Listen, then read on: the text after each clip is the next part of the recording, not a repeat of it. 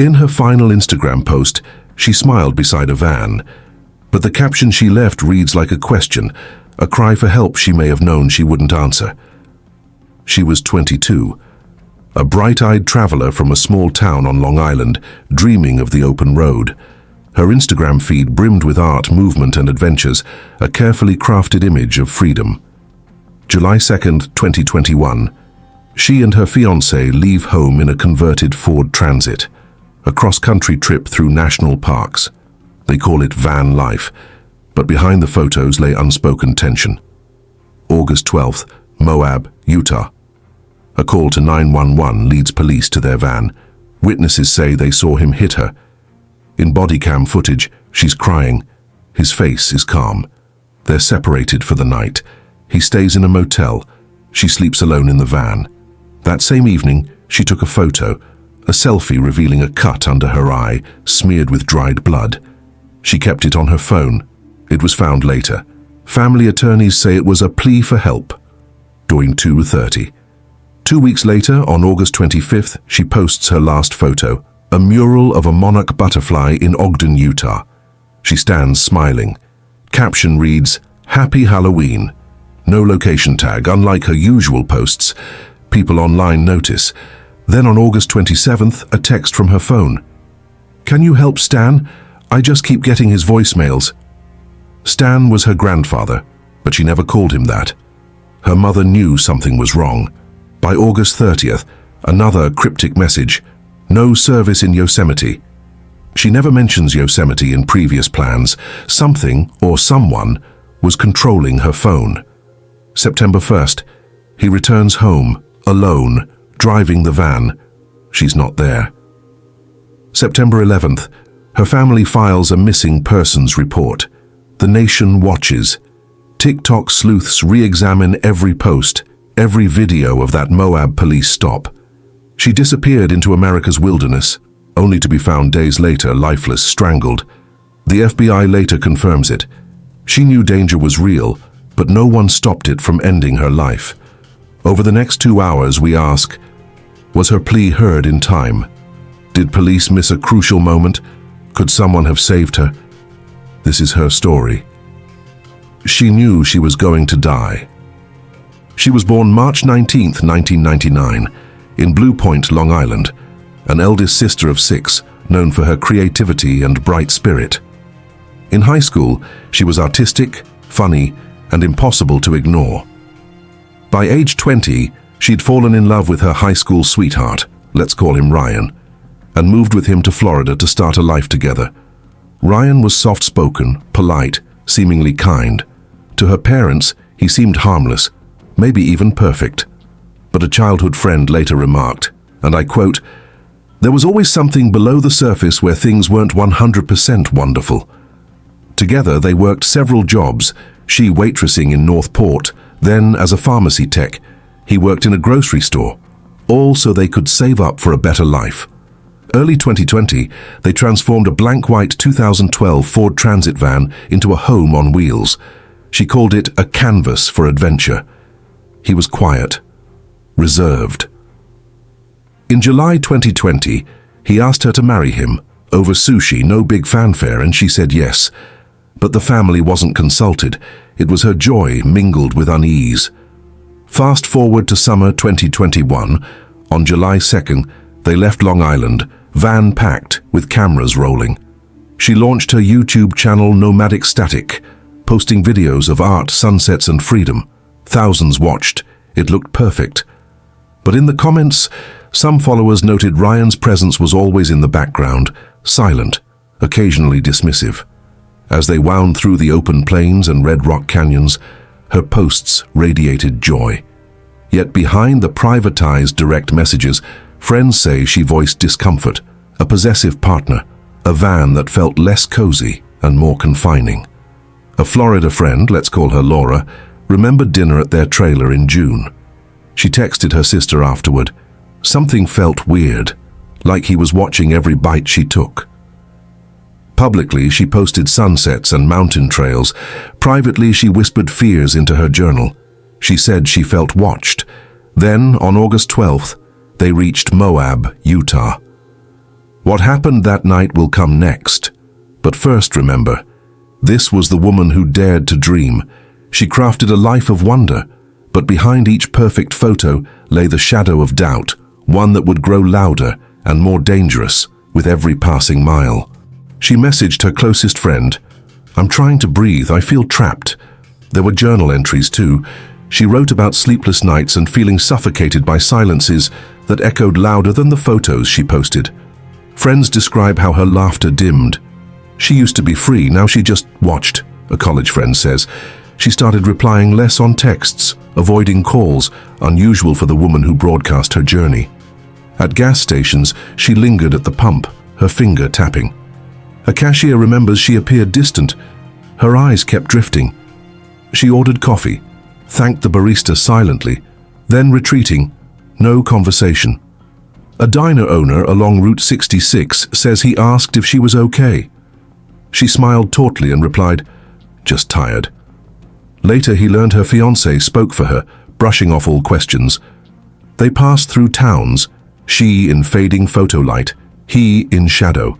Her online confessions, she felt cold at night even in summer, felt watched when she stepped outside. Those texts were discovered by her family after she didn't come back. Friends sent prayers. One woman said she'd told them, "He controls the charger, the thermostat, the playlists."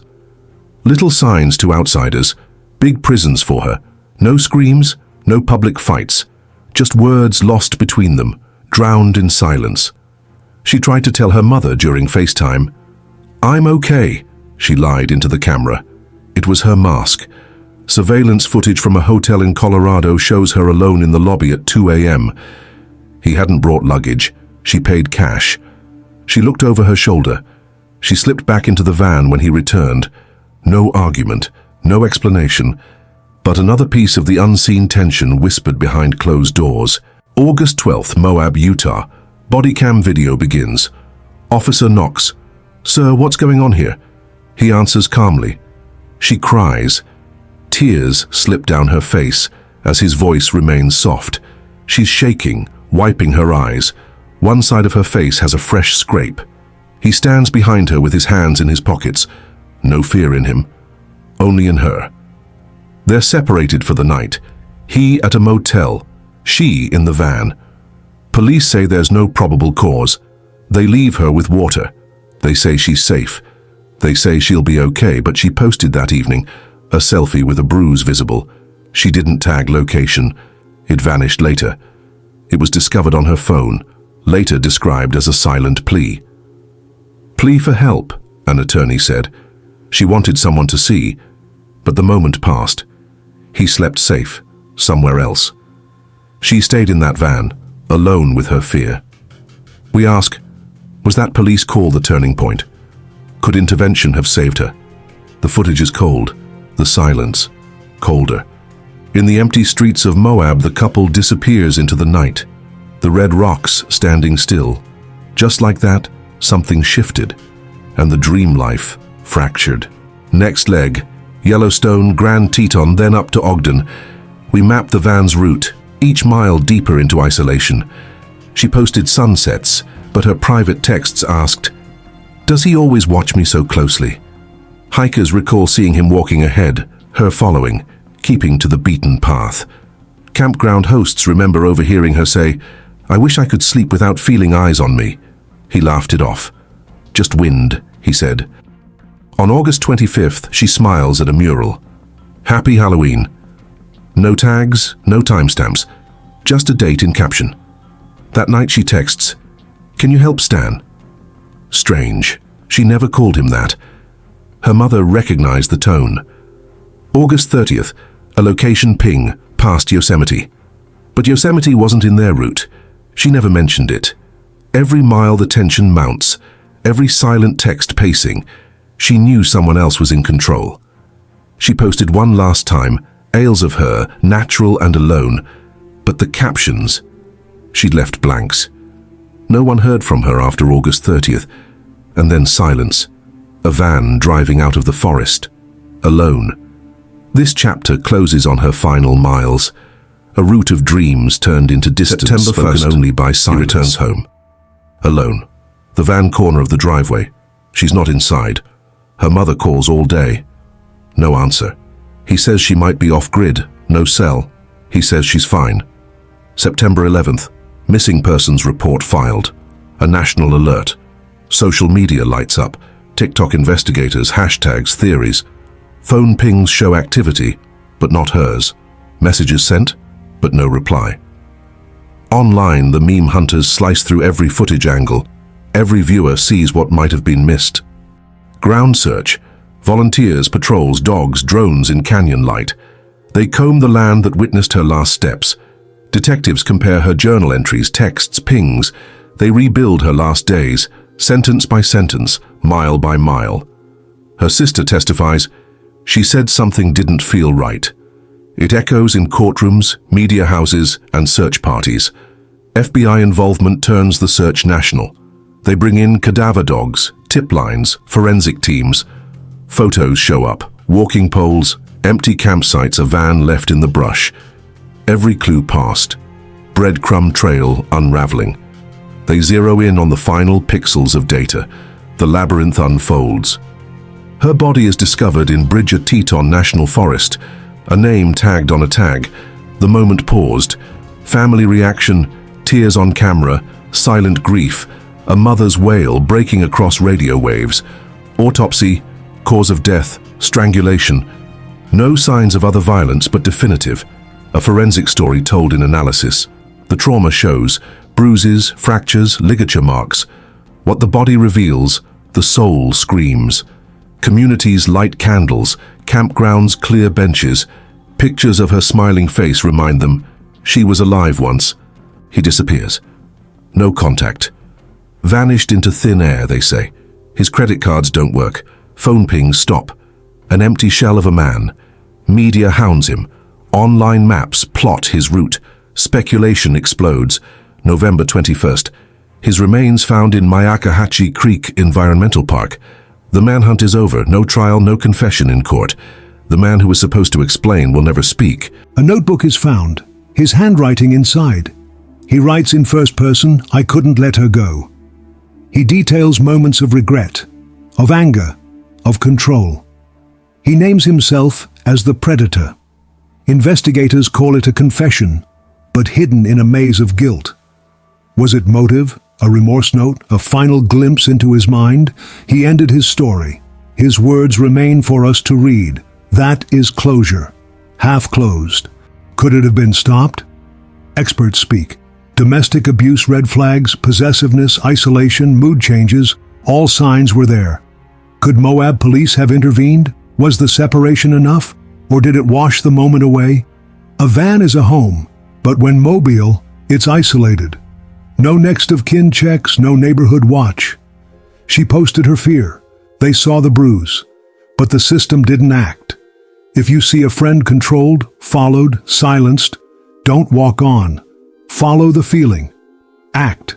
In her name, her family has formed a foundation, lending support to victims of domestic violence on the road. A scholarship in art, in healing, in speaking after silence. Her voice lives on. Every candle lit on trail benches, every Instagram post tagged Shenjage she knew reminds travelers she mattered. Her voice echoes in stories survivors share. Her smile in every open road photo. She gave a lot of truth before she died. We owe her our eyes. If you feel unsafe, trust your instinct. Speak. Find someone who cares. Support domestic violence and travel safety organizations. Subscribe for more in-depth stories. If you have a story to share, leave a comment, because silence shouldn't be the end. If this was your sister, what would you have done? Do you believe someone could have saved her? Drop your thoughts below. Be honest.